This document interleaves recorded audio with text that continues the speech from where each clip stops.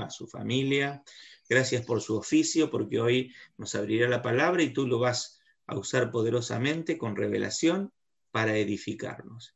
Te pedimos por el resto de nuestros hermanos que no se pudieron conectar, pues, pero tu palabra va a llegar a ellos de alguna manera en el momento oportuno, y los bendecimos de corazón, que tu palabra también los edifique a ellos y los ayudes y acompañes en cada actividad que estén desarrollando. Gracias por la comunión que disfrutamos en Cristo. Gracias porque en este momento nos sentimos uno, nos sentimos un cuerpo, y nuestros corazones están anhelantes. Pensamos en María, que estaba a los pies del Señor y no le sacaba la vista de sus ojos, de su boca, y nosotros estamos con la misma expectativa. Gracias, Señor, gracias por hablarnos, por hacerte próximo a nosotros, por hablarnos en un lenguaje que podemos entender. En el nombre de Jesús, amén. Amén. Amén. Mi nombre es Ezequiel Sneiter, resido en Concepción del Uruguay y asisto a la iglesia en Concepción del Uruguay. Soy, por gracia de Dios, ministro de la congregación, siempre a la par de los pastores principales y del equipo. Dentro del ministerio desarrollo el don que el Señor me ha dado en enseñar la palabra, llevar el mensaje de enseñanza, y lo hacemos de diferentes formas, con un equipo de trabajo, así como hoy me toca en este momento, tener una palabra. Y bueno, además, ahí está, pero mi señora, y tengo 2 hijos, Emanuel y Federico recién andaban por acá, así que por ahí pueden aparecer en cualquier momento. Bien. Porque aparecen a los gritos y corriendo. Y bueno, estamos todos involucrados en la obra, por gracia de Dios, y cimentados ya en el ministerio. En estos últimos años el Señor nos ha dado la gracia de poder siempre enseñar la palabra, de llevar enseñanza en diferentes grupos. Tenemos un ministerio de enseñanza que es multidenominacional. Hemos, gracias a Dios, roto las barreras y los límites y podemos llevar la palabra a otros ministerios. Tenemos una universidad o una facultad en realidad, de una universidad que estamos vinculados desde Estados Unidos, y gracias a Dios podemos desarrollar ese ministerio. Bueno, para empezar el mensaje era un poco una continuidad de lo que se estaba tratando, que tiene que ver con la identidad en Cristo, la identidad que se está trabajando en este tema, que es desde ya una palabra que el Espíritu Santo quiere trabajar, porque ha sido ya dado en 2 o 3 oportunidades o más en este grupo. Yo oraba al Señor ya hace un tiempo, desde que Rubén me invitó, y el sábado pasado, en la clase, en el mensaje que nos compartió Gustavo, el Señor puso certeza respecto de seguir con el mismo tema. Sentí que teníamos que seguir tratando el identidad en un tema que me estaba dando vuelta en la cabeza, en el corazón. Quiero compartir con ustedes un tema que, como título, si se quiere, voy a usar pantalla, así que si alguien anota, está bien, y si no, tenga buena memoria, porque no va a haber presentación. El título es Identidad de adoradores. Sabe que nosotros como cristianos, como creyentes, como hijos y criaturas de parte de Dios, una de las facetas que tenemos o de las principales incluso, somos adoradores. Tenemos que ser adoradores. Además de hijos, además de siervos, somos adoradores. El Señor quiere, desea, y somos creados para ser adoradores. Esa es parte esencial de nuestra identidad. Nos tenemos que encontrar con esa parte, tenemos que identificarnos. Cuando nosotros decimos quiénes somos, somos adoradores. Tenemos que entender que estamos parte de nuestra esencia, haber sido creados para adorar al Señor. Lo vamos a adorar por la eternidad. Esto comienza en este tiempo terrenal, en este tiempo que nos encontramos ya con Cristo, de tener una vida de adoración. No solamente la adoración de la iglesia, no solamente la adoración de una reunión, sino una vida rendida, que sea una adoración y alabanza al Señor. Así que el pasaje central que vamos a tocar, que está en Juan capítulo 4, versículo 23, es un versículo muy conocido, pero que luego vamos a evaluar el contexto, lo que nos va a llevar a obtener la verdadera enseñanza. En Juan capítulo 23, perdón, capítulo 4, versículo 23, dice Jesús al encontrarse con la mujer samaritana y luego de tener un diálogo, le dice, pero la hora viene, y ahora es, cuando los verdaderos adoradores adorarán al Padre en espíritu y en verdad. Que también el Padre, a los adoradores, busca que le adoren. Dios es espíritu, y los que lo adoran en espíritu y en verdad es necesario que lo adoren.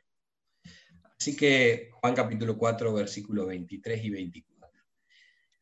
Viendo ese versículo, tenemos que entender que el ser adorador, lo que está buscando el Padre, lo que está buscando el Señor, que Él es espíritu, dice, y que lo que busca es que nosotros lo adoremos en un espíritu y en verdad. Ese texto que termina en el versículo 23 tiene todo un contexto. Nosotros ahora vamos a estudiar ese contexto para ver cuáles fueron algunas barreras, algunos paradigmas que fueron derribados por Jesús a llegar a confrontar a la mujer samaritana para que tenga esa imagen de identidad como adoradora. Y vamos antes de llegar a esas barreras y a esos paradigmas que Jesús fue a atacar, le quiero hablar un poquito, unos minutos del contexto. Nosotros sabemos, por lo que vemos en la palabra de Dios, que judíos y samaritanos en ese tiempo, en el tiempo de Jesús, no se relacionaban entre sí. Esto se debe, voy a hacer un poquito de historia bíblica, pero la historia bíblica dice que el pueblo de Israel, ya hace muchos años, había un rey. Este rey fue primero Saúl, luego el Señor levantó a otro rey conforme a su corazón, que fue David, y David tuvo un hijo que fue Salomón. Salomón fue un rey con toda la sabiduría y esplendor, pero que en esa sabiduría y esplendor cometió pecados, cometió desobediencia y hubo consecuencias. Esa consecuencia fue de algún modo el dictamen de que el reino se iba a dividir, de que ese pueblo, que era toda la nación de Israel, el pueblo elegido por Dios, iba a ser dividido, separado. Eso se da como una conclusión luego cuando el hijo de Salomón, Roboam, realmente se toma el consejo de los jóvenes, allá eso está en Primera de Reyes, ¿no es cierto? Toma el consejo de los jóvenes en vez del consejo de los ancianos del reino. En vez de aliviar la carga del pueblo de Israel, decide ponerle más carga, y ahí intervienen los profetas, etc. Se divide el reino. Ahí se divide el reino entre Roboam, que fue el rey de las tribus del sur, amor, dice la palabra, amor a David. Se mantuvo ese reino porque luego iba a ser el linaje de Jesucristo, y se mantiene el reino de Judá. Ahí empieza en la Biblia el reino de Judá, las tribus del sur, Judá y Benjamín. Por otro lado, nace lo que es Israel, el reino de Israel, el reino de las 10 tribus del norte, con su capital en Samaria.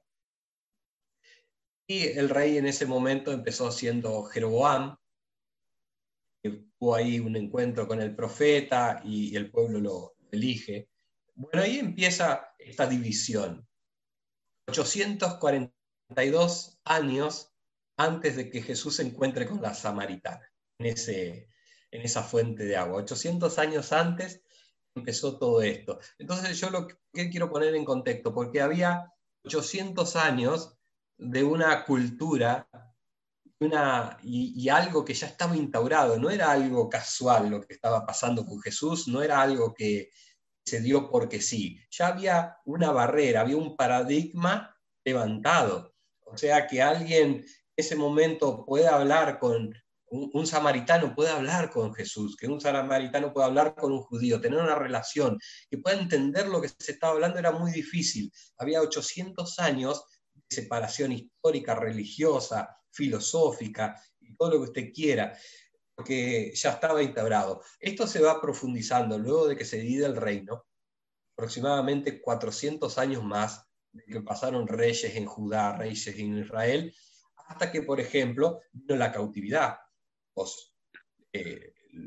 En Judá fueron cautivos por los babilónicos, estuvieron 70 años en cautiverio, la pasaron realmente muy mal, como dice la Biblia. Pueden ustedes leer las lamentaciones de Jeremías, podemos ver Isaías, hasta que Dios le da la salida por medio de los persas. Ahí tenemos en Isaías a Ciro como una imagen de Jesús, siendo quien los libera de algún modo de ese cautiverio. Pero, bueno, y las 10 tribus del norte, de parte de Israel, fueron cautivos por los asirios. O sea, la pasaron realmente, y cada uno con sus dispersaciones, con sus cada vez más separaciones.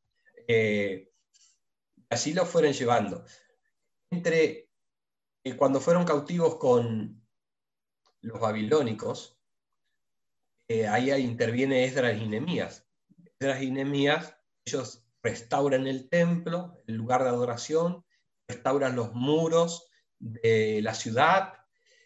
Se da otro acontecimiento, donde los samaritanos estaba Sanbalat, Tobías, que venían de algún modo a amenazarlos, pero por otro lado dijeron, bueno, vamos a querer ayudar, y esto está en Esdras capítulo 4.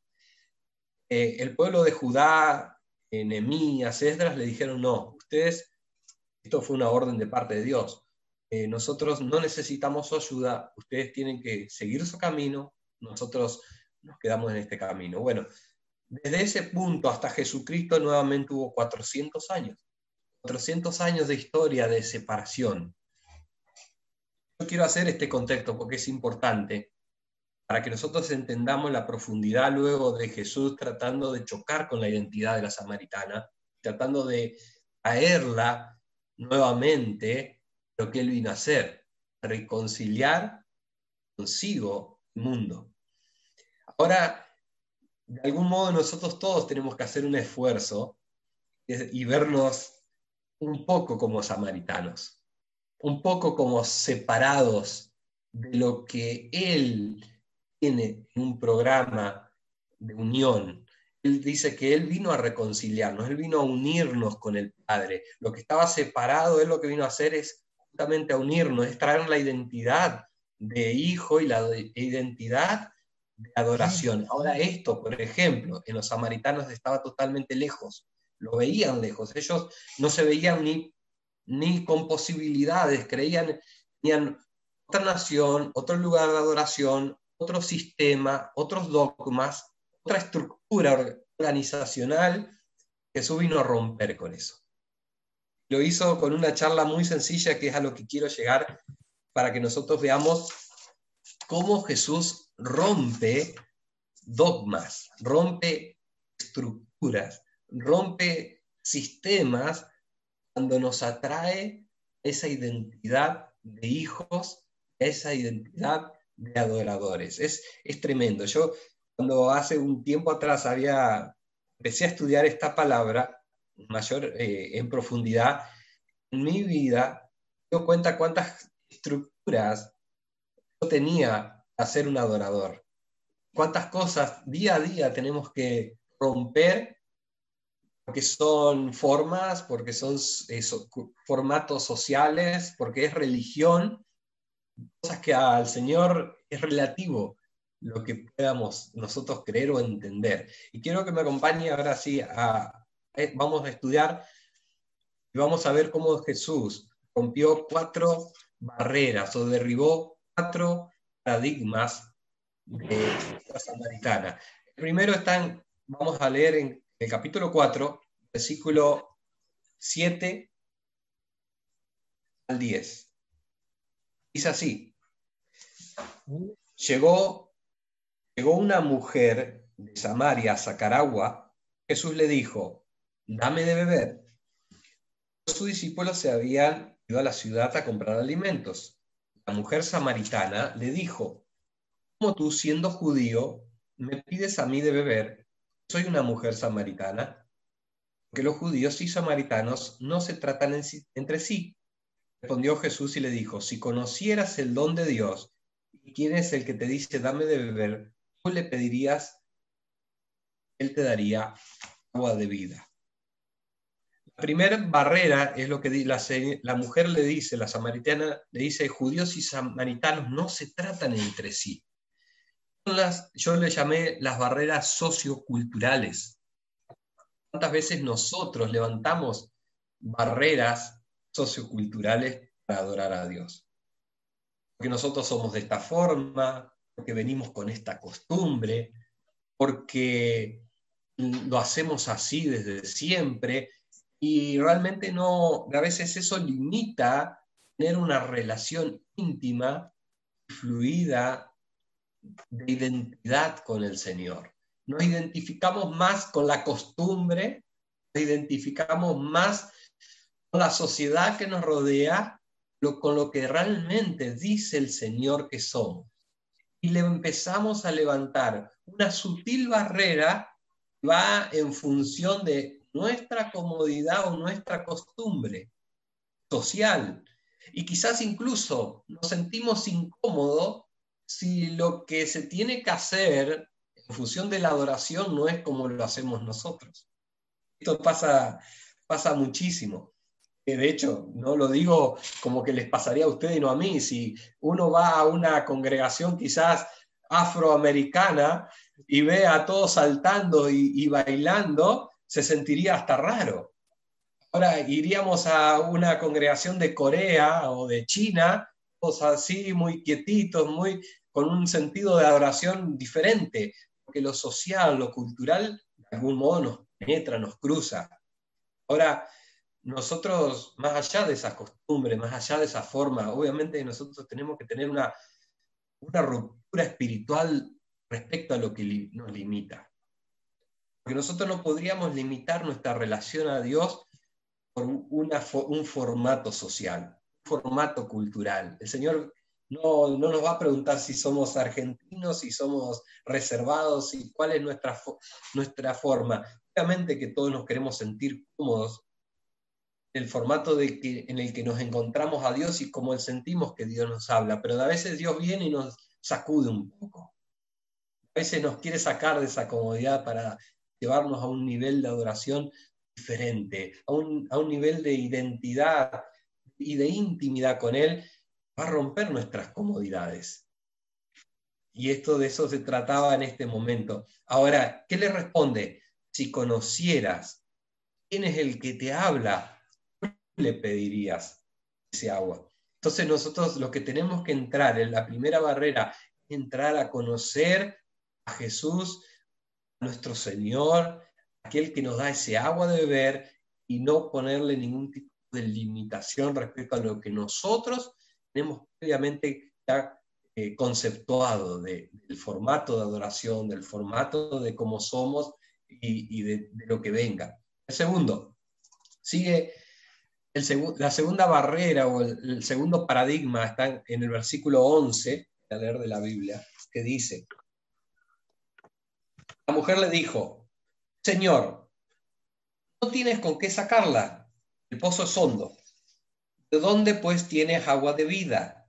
¿Acaso eres tú mayor que nuestro padre Jacob, que nos dio agua de este pozo, el cual bebieron de él sus hijos y sus ganados?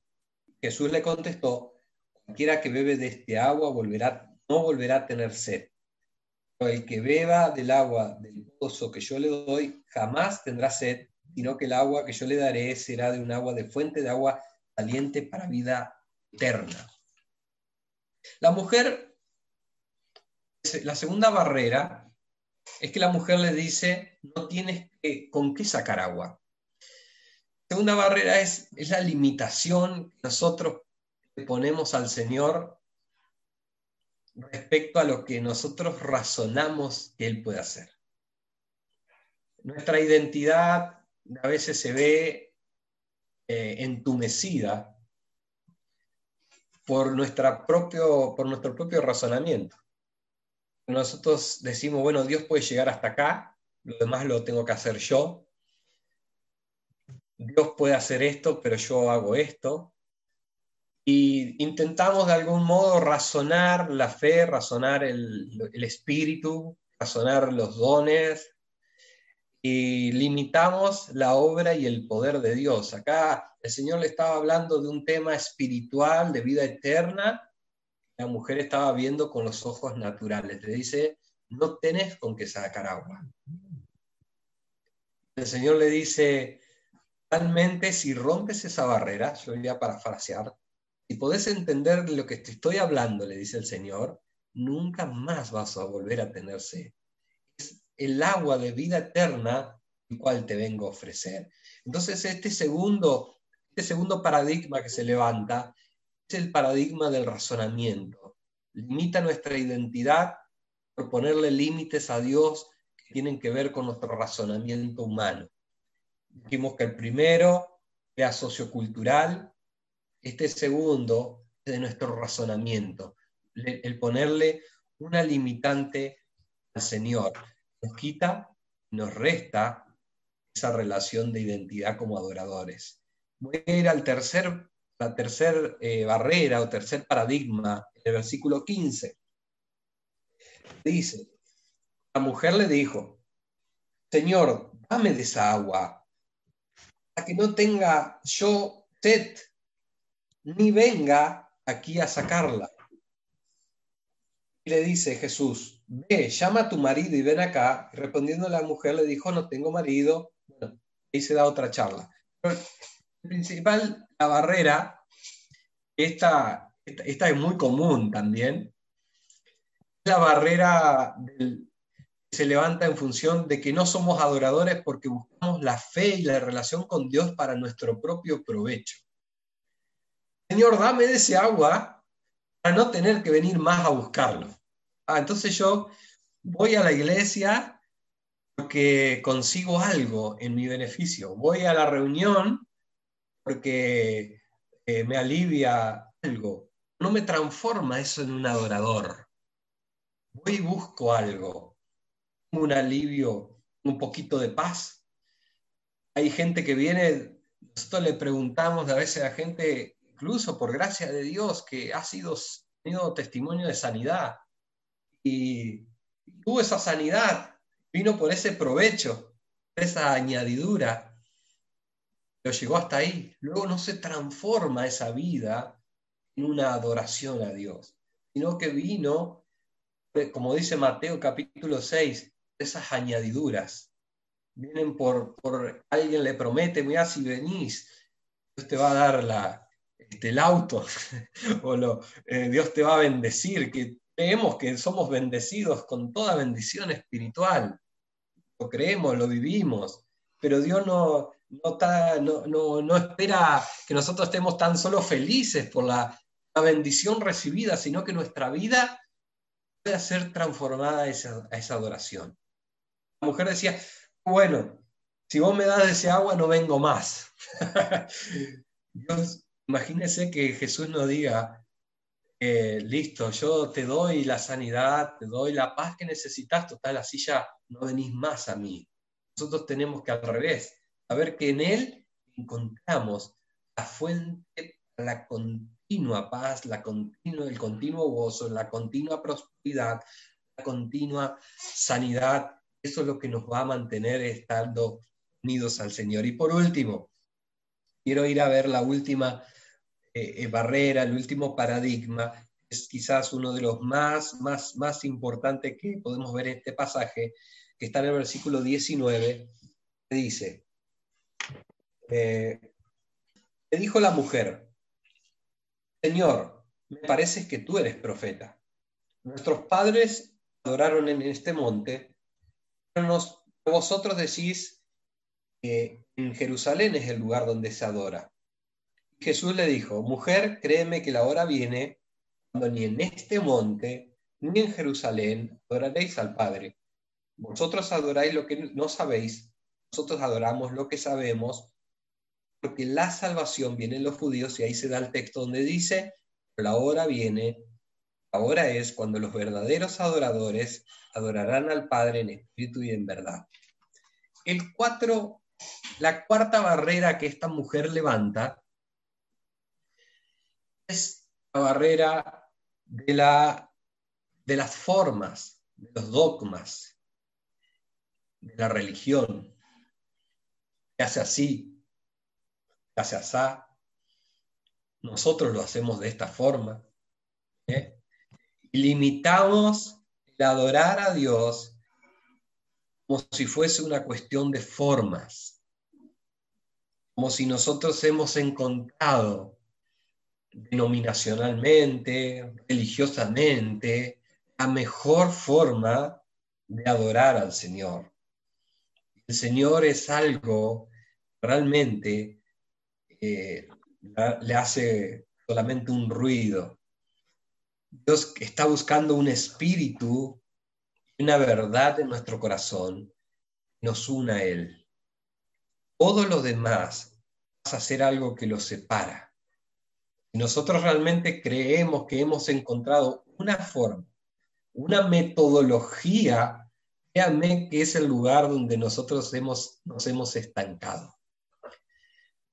Yo no digo con esto que no tenemos que cuidar las formas, pero nosotros no tendríamos que vivir de acuerdo solamente a las formas como un espíritu que está vinculado en adoración. Mire la samaritana, le dice, cuestiona al Señor, ustedes están adorando en el monte en Jerusalén, nosotros acá, no nos vamos a poner de acuerdo. Y Jesús le dice y rompe, le dice, no tiene nada que ver eso. Eso ya fue un tiempo del pasado, porque ahora no estamos buscando un lugar, no estamos buscando un formato, no tiene que ver con eso, tiene que ver con un espíritu que nace de nuevo, que esté unido al Padre, que esté unido al Hijo, que esté unido al Espíritu Santo, para que lleve un corazón genuino, una adoración plena al Señor. Y eso es lo que realmente quiere hacer el Señor hoy, yo creo, nosotros con este grupo que está acá. Romper barreras que se hayan enfrentado a la identidad que nosotros tenemos como adoradores, para romper eso y sentir que tenemos esa libertad en el espíritu para ser adoradores en cualquier momento del día, en cualquier situación de la semana, en cualquier realidad, sea lo que estamos viviendo, porque el Señor nos vino a decir en este momento que no importa la sociedad, la cultura en la que hemos sido criados, ni donde estemos insertos hoy, no tendremos que estar pensando ni razonando lo que Dios puede hacernos con nosotros, ni lo que hacemos con Dios nosotros. No tenemos que pensar de ninguna manera que nuestra adoración depende exclusivamente o tiene que ver con lo que Dios haya hecho para nosotros, que pueda hacer para nosotros. Y por último, no importa ni las formas, ni los dogmas, ni lo que la religión ha impuesto en nosotros, sino que nosotros podamos ser una unidad con el Señor, de tal modo de estar siendo adoradores en espíritu y en verdad. Porque dice que Él los está buscando. Y si nosotros realmente hay cosas que en nuestra vida están bloqueando, están rompiendo esa intimidad que tenemos que tener con el Señor,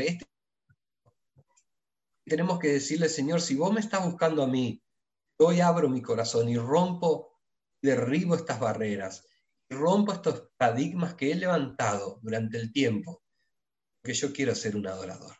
Yo quiero ser encontrado como un adorador, lo que vos estás buscando. Si esta es la hora, Señor, yo hoy abro mi corazón. No importa ya más nada, no importa dónde hemos crecido ni lo que hemos vivido. Tenemos que entender que el Señor nos está buscando para ser adoradores.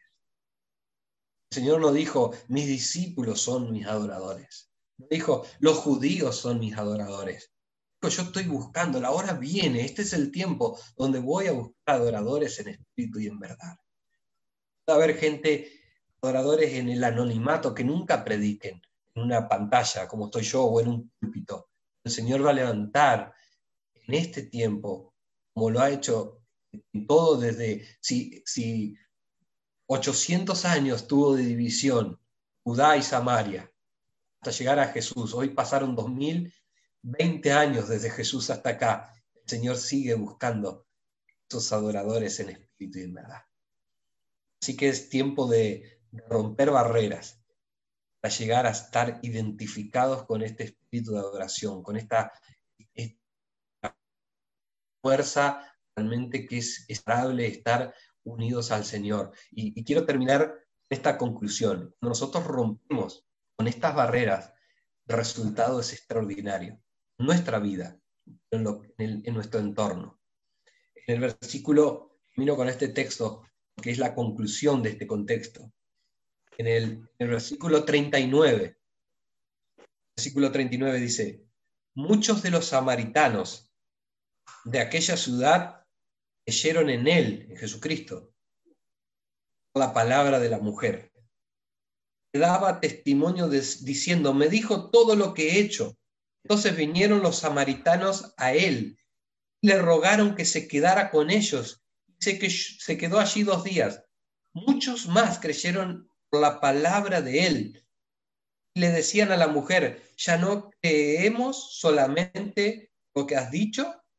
Nosotros mismos hemos oído y sabemos que verdaderamente este es el Salvador del mundo, el Cristo.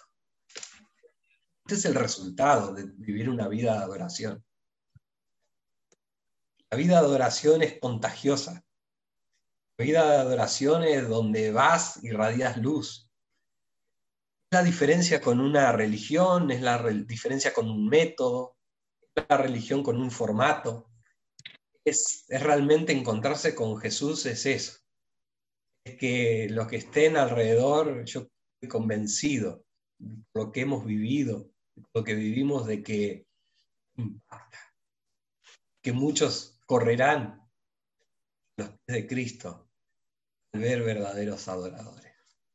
Así que bueno, para no ser reiterativo, dejar de hablar, porque si no me pongo a reiterar lo que ya es explicado y lo que el Señor ya ha dicho. Dios le bendiga. Yo creo que este mensaje nos tiene que movilizar, llevar una intimidad con el Señor, a romper cualquier limitación que nosotros le pongamos al Señor. Nos está buscando como adoradores. Esa es parte de nuestra identidad, es una de las aristas. Y el Señor ha demostrado con este pasaje que no importa cuán distante podamos creernos, cuán separados podamos creernos, sino que Él viene a barrer con cualquier barrera que levantemos.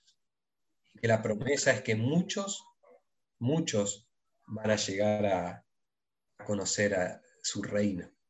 Así que así como estamos, yo quisiera orar por esta palabra y luego dejarle a ustedes que puedan hacer cualquier comentario, lo que considere. Vamos. Señor, te damos gracias en esta tarde. Gracias porque tu palabra es tan vigente, Señor, como el día que te encontraste con esa samaritana. Gracias, Señor, como esta palabra que queda, Señor, plasmada en el Evangelio, Señor, donde confrontas, Señor, la sociedad, el razonamiento, la religión, Señor, de esta persona, Señor, hoy también nos confronta a nosotros, Señor, porque en nuestro diario vivir, en nuestro diario andar, tenemos, Señor, barreras, limitaciones y estructuras, Señor, pero que hoy, tu gracia, Señor, nosotros lo reconocemos, Señor, y entendemos que tenemos, Señor, tu palabra para escudarnos de ello, Señor, y decirte, Señor, que queremos ser esos adoradores. Señor, aceptamos el desafío de adorarte en espíritu y en verdad, de no atender a razonamientos, ni formas, ni religión, Señor, que se ha levantado entre medio de nuestro. Señor, y te damos gracias porque sabemos la recompensa de esta identidad de adoradores, de esta intimidad que tendremos contigo, de que muchos, Señor, verán tu gloria, conocerán, Señor, a través de que reflejaremos, Señor, tu luz. Te alabamos, bendecimos, y gracias, Señor, por esta palabra. En tu nombre, amén.